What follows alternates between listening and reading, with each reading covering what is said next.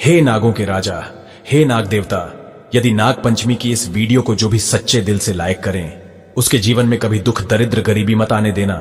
Like जरूर करें।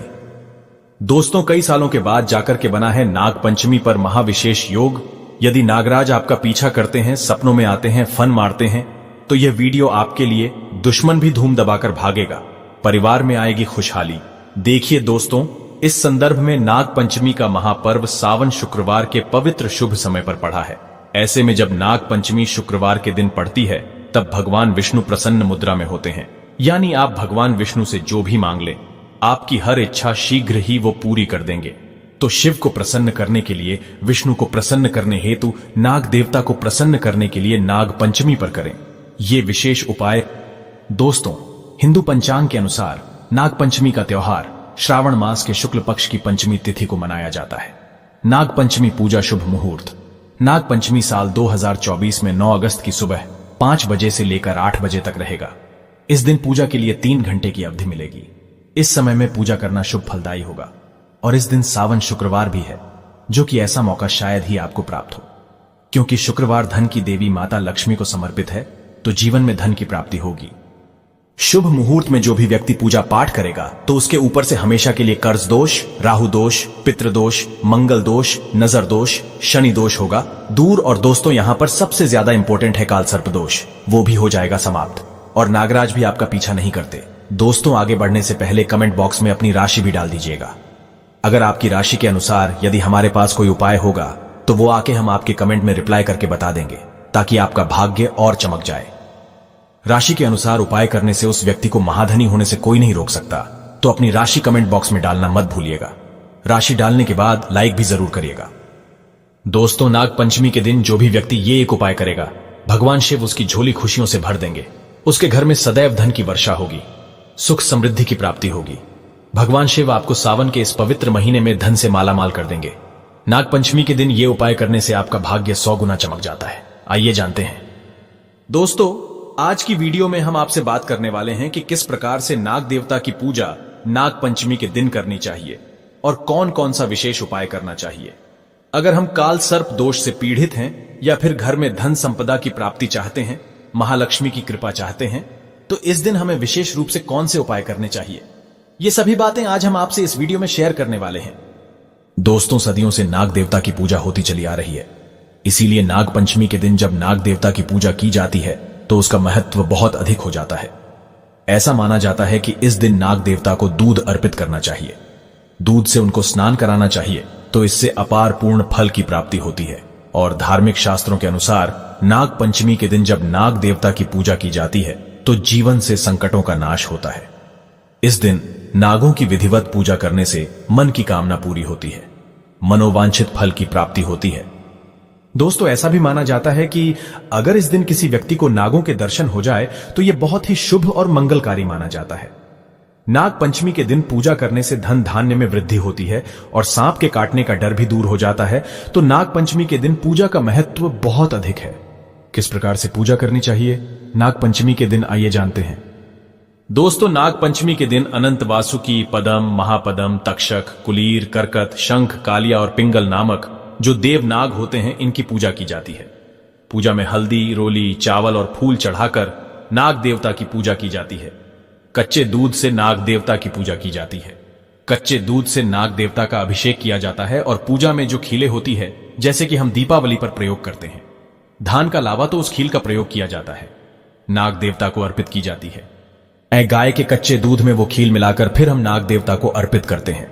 दोस्तों, ऐसा माना जाता है गाय के कच्चे दूध से नाग देवता का अभिषेक करने से, खील अर्पित करने से घर में धन धान्य की वृद्धि होती है।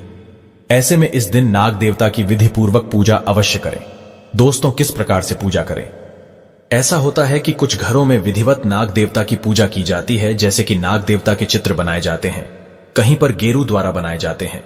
कुछ लोग गाय के गोबर द्वारा चित्र बनाते हैं, जैसे कि घर के मुख्य द्वार पर दोनों तरफ गाय के गोबर या फिर गेरू द्वारा सांप के यानी कि नाग देवता के चित्र बनाए जाते हैं। फिर उनकी विधिवत पूजा की जाती है, उन पर दूध अर्पित किया जाता है और खील, फूल जो भी हम नाग देवता पर अर्पित करते हैं वही उस चित्र पर अर्पित किया जाता है। दोस्तों, कुछ लोग अपने पूजा घर में भी बनाते हैं, तो ये घर के परिवार की परंपराएं होती हैं। अलग अलग परिवारों में अलग अलग तरह के नियम होते हैं और हमें अपने परिवार की परंपरा का पालन जरूर करना चाहिए। तो जिस प्रकार से आपके घर में होता है, आप विधि पूर्वक उसी प्रकार से पूजा कर सकते हैं जैसे आपके घर में बड़े बुजुर्ग जिस प्रकार से पूजा करते हैं। अगर चित्र बनाकर पूजा करते हैं, जैसे मुख्य द्वार में चित्र बनाया जाता है कहीं पर, तो कहीं पर घर के आंगन में भी बनाए जाते हैं। गाय के गोबर द्वारा या फिर गेरू द्वारा तो आपके घर में जिस तरह से होता है, आप उसी प्रकार से नाग पंचमी का पूजा पाठ अवश्य कर सकते हैं। दोस्तों, अगर घर में नाग देवता की पूजा संभव ना हो तो आप शिवजी के मंदिर में भी जाकर पूजा कर सकते हैं। आपके घर में परिवार में बेशक नाग देवता की पूजा चित्रों द्वारा होती है। अगर आप नहीं कर पाते हैं और आप घर परिवार से दूर रहते हैं, तो ऐसे में आप शिव मंदिर में जाकर, शिवालय में जाकर विधि पूर्वक भगवान शिव का अभिषेक करें और ऐसे में उनके साथ ही नाग देवता की पूजा भी संपूर्ण और सफल मानी जाती है। नाग देवता प्रसन्न हो जाते हैं। दोस्तों, नाग देवता पर आप गाय का शुद्ध कच्चा दूध अर्पित करें। आपके पास जो भी सामग्री है उसे अर्पित अवश्य करें। नाग देवता की पूजा करते हुए आपको मंत्र का जाप करना है।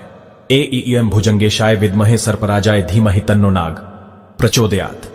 दोस्तों, इस प्रकार से इस मंत्र का जाप करते हुए आप पूजा करें।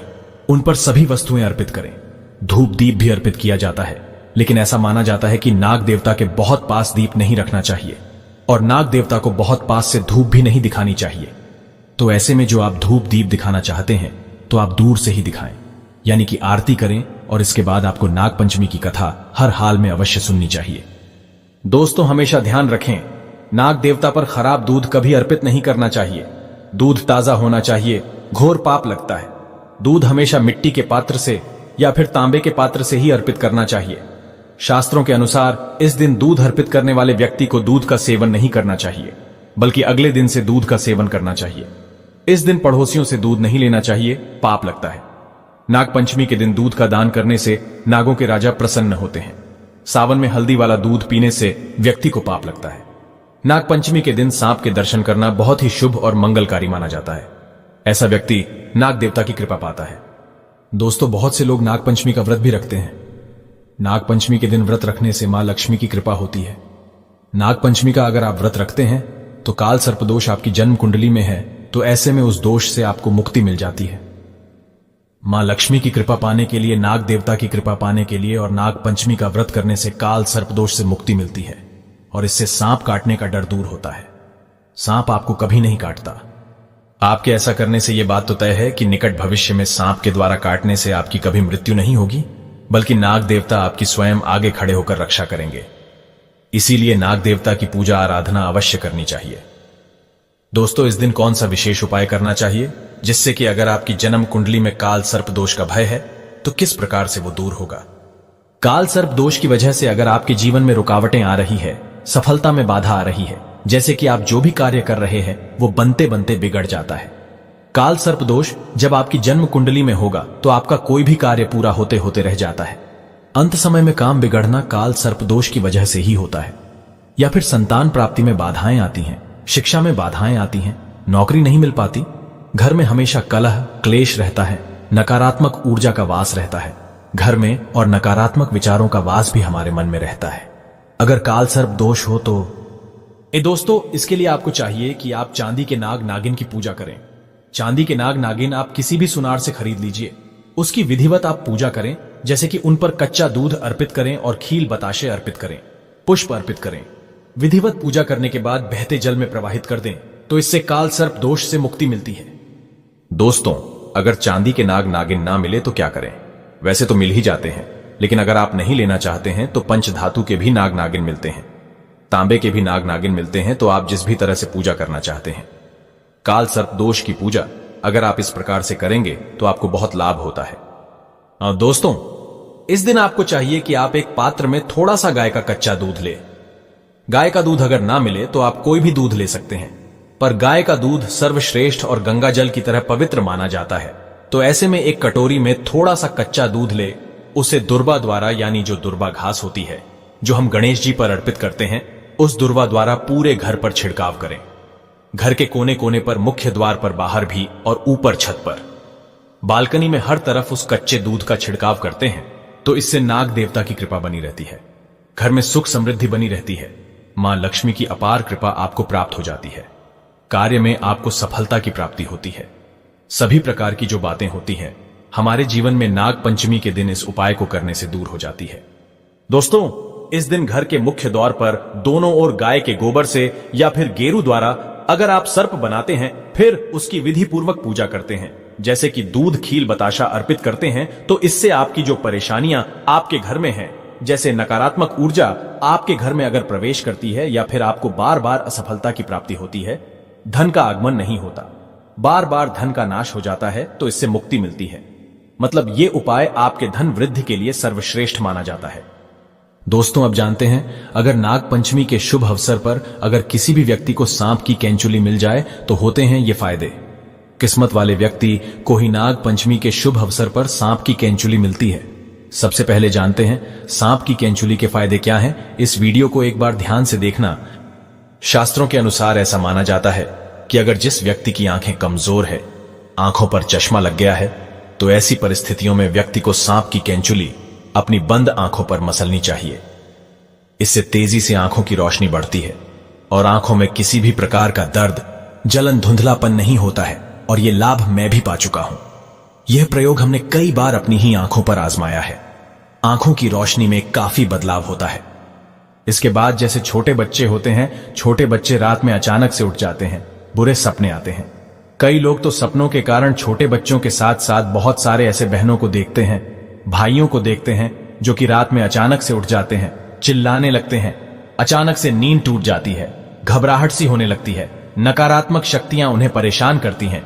तो ऐसे लोग क्या करें? आप बुरे सपनों से बचने के लिए अगर किसी को पितृदोष लगा हो, पितृदोष से बचने के लिए अगर किसी को रात में सांप नजर आते हैं, सर्प नजर आते हैं, काल सर्प दोष लगा हो, अगर आप इससे बचना चाहते हैं तो इन सभी चीजों में जैसे बुरे सपने हैं, पितृदोष है, काल सर्प दोष है, अगर इनसे बचना चाहते हैं तो चांदी के ताबीज में सांप की केंचुली को डाल करके आप जो है धारण करें तो बुरे सपने आना बंद हो जाते हैं। बिल्कुल ही आपको जो बुरे स्वप्न आ रहे हैं आना रोक देते हैं। या फिर ऐसे बहुत सारे लोगों को हमने देखा है जो रात में अचानक से उठ जाते हैं, बुरे सपने की वजह से रात में अचानक से उठ जाते हैं, तो ये रात में आने वाले सपनों को भी रोकते हैं।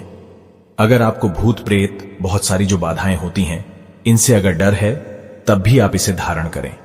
यह आपकी रक्षा करता है। इससे आपका राहु भी बलवान होता है, ठीक होता है। इसके बाद चलिए इस वीडियो में जानते हैं कि अगर सांप की केंचुली धारण की जाए तो इससे हमें क्या फायदा मिलता है।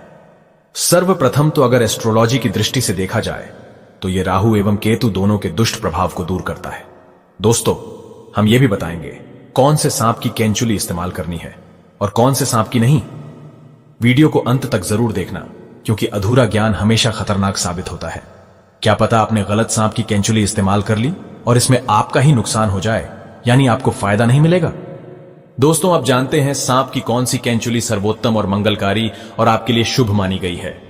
कौन सी केंचुली इस्तेमाल करनी चाहिए और प्रभावशाली लाभ किसके हैं, आइए जानते हैं।